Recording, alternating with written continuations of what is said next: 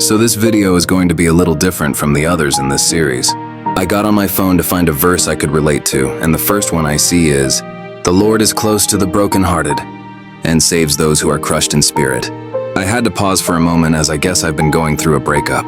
I say I guess because the person I have been seeing just suddenly stopped talking to me. This took me by surprise since I thought I finally found my person. We fit so well I thought God made her for me. I guess they both had other plans. Anyway, breakups and heartbreak can make you feel so alone, and maybe seeing this verse today was God reminding me that I'm not alone, and that makes my heart hurt a little less. So for anyone else out there that may see this and are going through something too, I want you to know that you're not alone either. Drop a message and we can figure out life together.